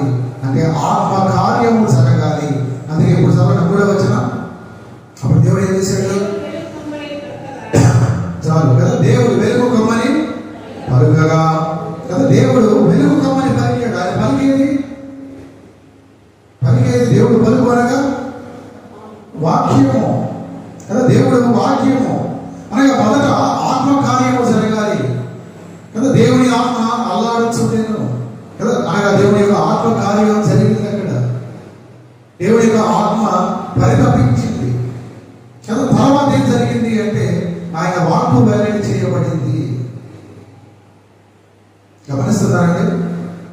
కొంచెం జాగ్రత్తగా గమనించండి.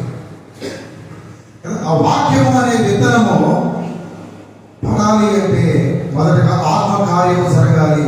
మీరు నిరాకారముతో చీకటితో కదా శూన్యములో మీరు వాక్యము వేస్తున్నారు, వేస్తూనే ఉంటున్నారండి, వేస్తూనే ఉంటున్నారు. అందుకే ఫలించకుండా, అందుకే ఫలించండి. ఆత్మ కార్యము జరగాలి, అప్పుడే వాక్యము ఫలిస్తుంది. అప్పుడు దేవుడు చూడండి, ఆయన అప్పుడు వెలుగు కావాలను, ఇప్పుడు వెలుగు కలిగినప్పుడు ఏమైంది? అక్కడ వెలుగు కలిగినప్పుడు వెలుగు కలిగితే చీకటికి తావు ఉండదు, చీకటి లేదు. ఎప్పుడు అంటే మన యేసు ప్రభువు వాక్యము పలికినప్పుడు కదా. ఇదండి సువార్త. ఈ సువార్తను ఎదుర్కొని ఎంతో మంది ముందుకు రావాలంటే మనకు ఎంతో ఎంతో ప్రార్థన అవసరం. దేవుని యొక్క ఆత్మ కార్యము జరగాలంటే ముందుగా మనం ప్రార్థించాలి. కనెక్షన్ చూడండి, మీకు సంబంధం. మనం మొదటగా ప్రార్థిస్తే ఆత్మకార్యం జరుగుతుంది. ఆత్మకార్యం జరిగాక దేవుని వాక్కును వెలుగెత్తితే ఆ వాక్కు పనిచేస్తుంది. అప్పుడు ఆ చీకటి దగ్గర వెలుగు నింపబడుతుంది, ఆ చీకటిగా ప్రతిగా వెలుగు నింపబడుతుంది, ఆ శూన్యమునకు ప్రతిగా మన ప్రభువు వారి హృదయాలలో నింపబడతాడండి. అందుకే గమనిస్తే మన ప్రభువు కూడా ఆయన పరిచర్య ప్రారంభించిన తర్వాత ఎక్కువగా ప్రార్థనలనే గడిపేవాడు కదా. ఎన్ని పర్యాయాలు మనం చదివాం. ఆయన ఎప్పుడు తీరిక వేళ దొరికినా మనలాగా నిద్రపోవటము చేసేవాడు.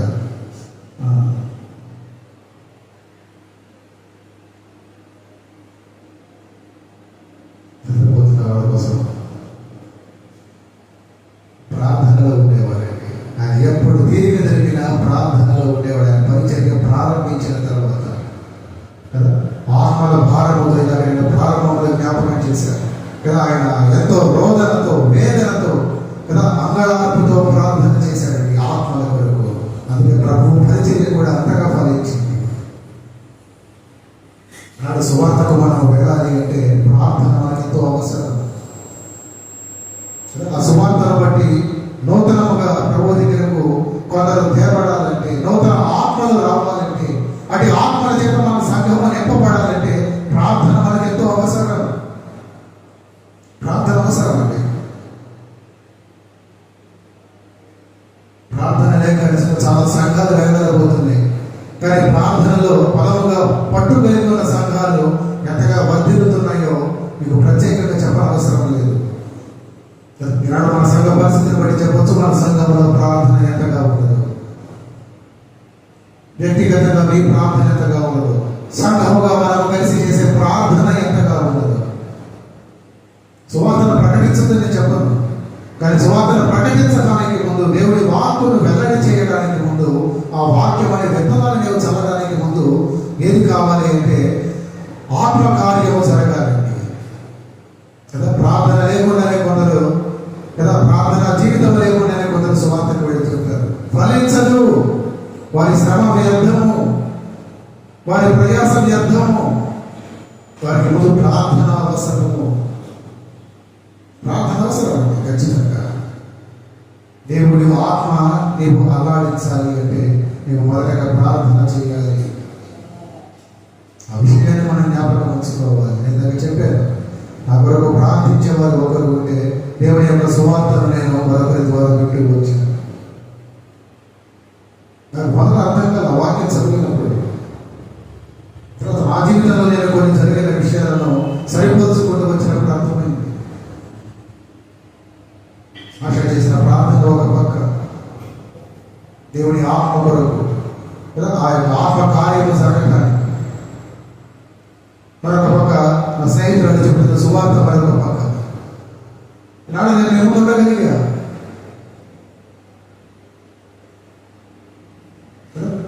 మానవుడి తపన కాదండి రక్షణ కార్యము అనేది కదా. ఒకడు రక్షింపబడాలి అంటే దేవుని కార్యము, మానవుని తపనను, మానవుని తాపత్రయము ఎంతో మాత్రమో కాదు, అది దేవుని కార్యము కనుక మనం కేవలము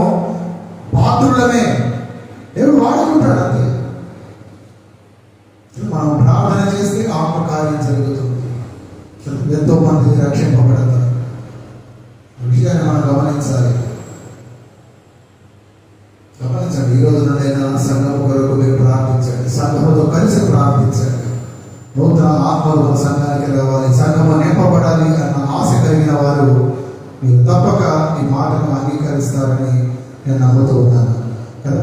చూడండి, ఆఖరిగా చూసినప్పుడు ఆ మాటలో ఉన్న మరొక సత్యము, త్వరగా మూల వాక్యాన్ని మరొక పర్యాయము నేను ముగించేస్తున్నా.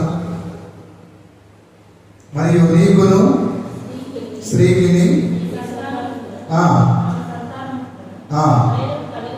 కలుగ చేసేదను.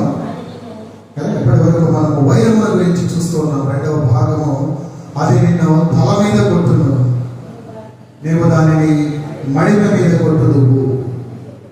అది నిన్ను తల మీద కొట్టును, నీవు దానిని మడిమ మీద కొట్టుదువు. ఎవరితో ఉన్నారు? ఎవరు తల మీద కొట్టారు?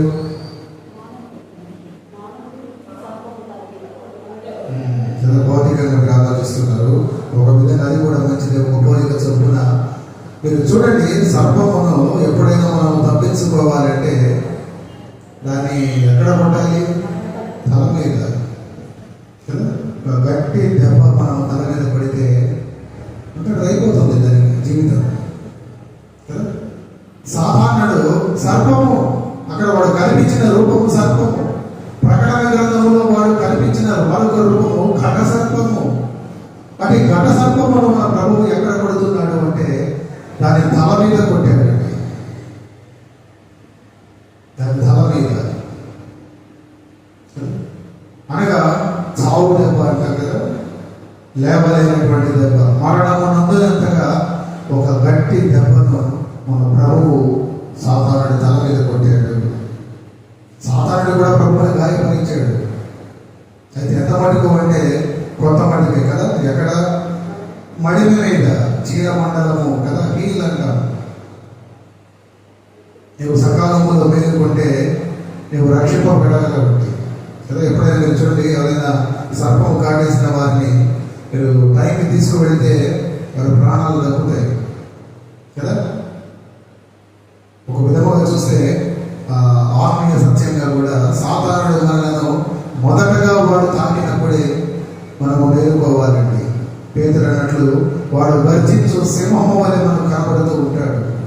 వాడు మాయా రూపంలో సింహములాగా నీకు కనబడుతున్నా వాడు కింద నుండి సర్పరూపంలో నేను కాటు వేస్తాడండి. అది గమనించక కదా, మనం ఆ విషయాన్ని గుర్తించక చాలా మంది కాటుకు బలిపోతూ ఉంటాం. వాడు పైకి కనిపించేది ఒక రూపములో, వాడు పని చేయనది మరొక రూపములో. కానీ వాడు ఏ విధముగా పని చేయలేనిది మన ప్రభువు దగ్గరే. అందుకే ప్రభు పలికిన మాట, నేను లోకమును జయించాను కదా, నేను ఆ సర్పము మీద విజయం పొందాను కనుక మీరు నన్ను వెంబడించండి, నన్ను మీలో ఉంచుకోండి, మీరు కూడా ఖచ్చితంగా దాని తల మీద మీరు కొట్టగలరు. నాడు ప్రభువులు లేక కదా, ప్రభువులు మన జీవితంలో కలిగి ఉండక, ప్రభువులు మన కుటుంబాలలో మనము కలిగి ఉండక, వాడి చేత మనము కాటు మీద కాటు కదా, కాటు మీద కాటు తింటూ ఉంటామండి. దినము ప్రతిదినం వాడి కాటుకు మనం బలైపోతూ ఉంటాం. కానీ మన ప్రభువును మీరు పరిపూర్ణముగా వెంబడించగలిగితే, ప్రభువును మీలో ఉంచుకోగలిగితే, ప్రభువు పొందుకున్న చేయము మీరు కూడా పొందుకుంటారండి. అది సర్వ మానవాళికి ఆది దేవుడిచ్చినటువంటి తీర్పు, ఒక విధముగా దీవెన కదా. చూడండి, ఆ మాట మీరు మళ్ళా చదివితే ఎంత ధైర్యంగా ఉంటుందంటే, అది నిన్ను తల మీద కొట్టును, నీవు దానిని మడిమ మీదనే కొడుదు. మడిమ మీదే, కానీ మీరైతే దానిని తల మీద కదా. దాన్ని పరిపూర్ణముగా అంతము చేయగలిగిన శక్తిని, ఆ బలమును నీకు దేవుడు ఇచ్చాడు. ఆదిలోనే ఇచ్చాడు, ఆ సువార్త ప్రకటిస్తూనే ఇచ్చాడు. ఆ సువార్తను నీవు పరిపూర్ణంగా నీవు నమ్మగలిగినట్లయితే, ఇందాక నేను మీకు ఒక మాట జ్ఞాపకం చేసిన, సువార్త మీ జీవితంలో ఉన్నదని మీరు ఎలా చెప్పగలరు అని. ప్రభువు మీ జీవితంలో ఉంటే, ప్రభువు మీ జీవితంలో ఉంటే మీరు జీవం ఉంటుంది. మీరు జీవం ఉన్న వారైతే రోజు రోజుకు మార్చి ప్రభువులోనికి మీరు మార్చబడతారు కదా. మీరు ఫలం ఉంటుంది, అటు ఫలములను అనేకులు రుచి చూడగలరండి. అది నీవు నిజమైన సువార్తను అంగీకరించినట్టు, అది నీలో నిజమైన రక్షణ అనుభవం. నువ్వు నిజంగా అప్పుడు రక్షించబడగలిగినట్లుగా నీకు నీవే గ్రహించగలవండి కదా. మాకు పేరు మార్చుకొని సంఘం ఏదైతే బాప్తిస్మం తీసుకొని సంఘంలో కూర్చొని చేతిలో బైబిల్ పట్టుకొని చదివినంత మాత్రం వాడమని చెప్పడానికి. ఆ నిజమైన సువార్త నీకు అంగీకరించినట్లుగా కనపడాలి అంటే నేను చెప్పిన ఆ మాటలు నీ జీవితంలో ఉండాలి. అలా ఉన్ననాడు, అలా నీకు ప్రభువును కలిగి ఉన్ననాడు సాతానుడి తల మీద నీవు కొట్టగలవు. అదండి సువార్త. దేవుడు ఆదిలోనే మనకు తెలిపిన సువార్త. ఆదిలోనే మనకు మన బలమును ఆయన మనకు కనపరిచాడు. నీకు ఒక గొప్ప దీవెన ఇచ్చాడు, తీర్పు ఇచ్చాడు. చూసిన ఒక్క మాటలో దేవుడి దీవెన కనబడుతున్నది, ఆయన తీర్పు కనబడుతున్నది, నీ బలము నీకు కనబడుతున్నది, నీ కొరకు ఆయన సిద్ధపరిచిన ఆ రక్షణ కనబడుతున్నది, ఆ యొక్క సువార్త నీకు కనబడుతూ ఉన్నది, నీ నిరీక్షణ నీకు కనబడుతూ ఉన్నది. 3వ 15వ వచనం చాలా ప్రాముఖ్యమైనది. మీరు దాన్ని పదే రిపీటెడ్గా చదవండి. ఎన్ని ఆత్మీయ సత్యాలు మీరే తెలుసుకుంటారు. నాడు మాస్టర్ గారు, మా భర్త మారడం లేదు, మారదు. మా భార్య మారడం లేదు, మారదు. మా బిడ్డలు మారడం లేదు, మారండి. ఆ సువార్త మొదట నీ జీవితంలో కనపరచబడాలి. ఆ రక్షణ మొదట నీ జీవితంలో నిజముగా అనుభవంలోనికి రావాలి. అలా అనుభవంలోనికి వచ్చిన తర్వాత నీవు ప్రార్థన చేయాలి. నీ ప్రభువుల గురించి మాటలు వెల్లడి చేస్తున్నావు, మాటలు చెబుతున్నావు, మంచిదే. దానికి ముందు నీవు ప్రార్థన చేయాలి. సంఘము వారి పరిచర్య కొరకు ప్రార్థన చేసింది. వారు బహు గొప్పగా పరిచర్య చేశారు. దేవుడి ఆత్మ కార్యము మొదట జరగాలండి, తర్వాత దేవుడి వాక్కు వెల్లడి చేయబడాలి. అలా మీరు చేసి చూడండి. ఈ సంవత్సరం మొదట్లో కూడా మనం ఒక తీర్మానం తీసుకున్నాం కదా. ఈ సంవత్సరంలో ఒక 10 మంది పేర్లు, 12 మాసాలు 12 మంది పేర్లు మీరు పేపర్ మీద రాసుకుని ఆ 12 మంది కొరకు ఆ కాగితం మీద మీరు చేతుల నుంచి ప్రార్థన చేస్తూ మీరు వారికి దేవుడి వాక్యము వెల్లడి చేయండి. సంవత్సరాంతంలో మీరు ఎంతమందిని దేవుడి దగ్గర నడిపించగలరో మీరే చూస్తారు. మనం మొదటిది చేయక రెండవది చేస్తూ ఉంటాం, లేదు రెండవది చేస్తూ మొదటి దాన్ని మర్చిపోతూ ఉంటామండి. కానీ ఆ రెండూ చేయాలి. అలా చేయగలిగిన నాడు దేవుడి యొక్క సువార్తను నీవు బహు గొప్పగా ప్రకటిస్తూ అనేకులను ప్రభు దగ్గరకు నడిపించగలరు.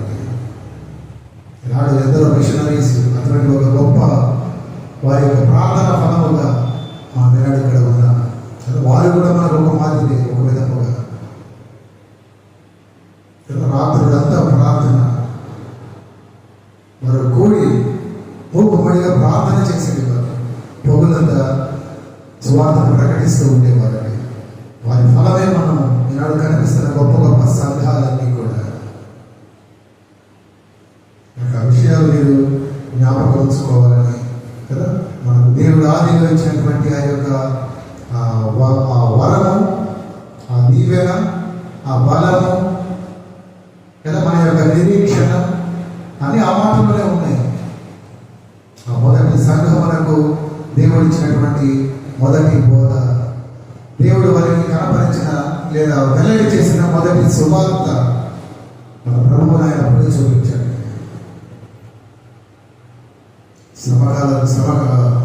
శ్రమకాల ధ్యానములలో మనం ఉంటూ ఉన్నాం. కనీసం ఈ మాటలు మీరు ఇప్పటికైనా మీ జీవితంలో అమలులో వచ్చాను. ఇప్పటి వరకు ఎన్నో రకాలుగా మనము దేవుడి మాటలు విన్నా కదా. ఆ యొక్క సువార్త విషయమై ఇంటి దినం దేవుడు మనకిచ్చిన ఈ మాట చాలా శ్రేష్టమైనది.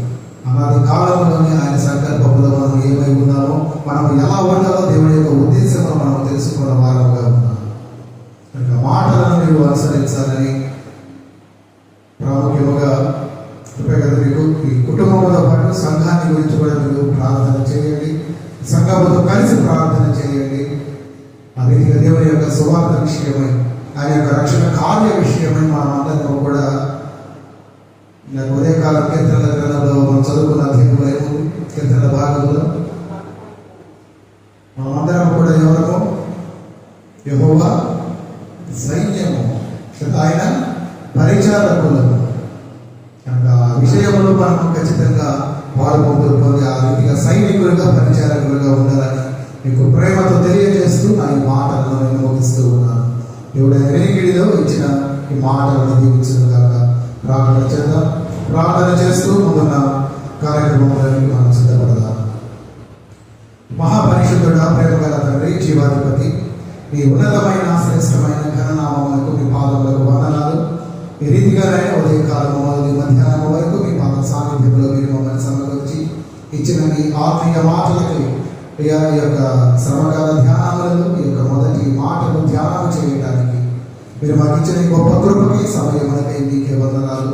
అవును తండ్రి, ఆది కాలంలోనే అయా మేము ఎదుర్కొనబోతున్న ఆ శోధన గురించి ఆయన మీరు మమ్మల్ని బలపరిచారు. అయా మేమేమై ఉన్నామో, మేము ఏది చేయగలము, మేము ఎందుకొరకు నిర్మింపబడిన వారమై ఉన్నామో, మాకు ఏదైతే ప్రకటించబడిందో మీరు మాకు వెల్లడి చేశారు. అయ్యా మీ యొక్క వాక్యం చొప్పున అయ్యా మీ మాట సిద్ధించదు కాక మీ బిడ్డలను ఆయన అపవాదిని వాడి యొక్క ప్రతి కుతంత్రమును కూడా ఆయన పడదు వేయలాగున అయ్యా వాడి తల మీద వారు కొట్టులాగున మీ బిడ్డలను మీరు బలపరచండి. అవును తండ్రి, వాడి మీ బిడ్డలను కేవలం గాయపరచగలడంతే మీ బిడ్డలమైన మేమైతే పట్టుకోవాలని అయ్యా సజీవముగా తొలగించుకోగలము. అయ్యా వాడిని తల మీద కొట్టగలిగిన బలమును మీరు మాకు అనుగ్రహించారు. అందరి బట్టి మీకే వందనాలు. అన్నట్టు మించిన ఆయన ఈ యొక్క ప్రియ కుమారుని ద్వారా అయ్యా మీ ప్రియ కుమారుని ఆయన మా మధ్యకు ఆ పంపు విషయంలో ఈ యొక్క ఆరాధికాల సంకల్పమని కూడా మీరు మాకు వెల్లడి చేశారు. అయ్యా ఆ యొక్క సంకల్పం కూడా సిద్ధించదు కాక ఇంకా ఆయన నశించిపోతున్న అనేకులు ఈ యొక్క సంకల్పము చొప్పున ఎదుగు రావాలి.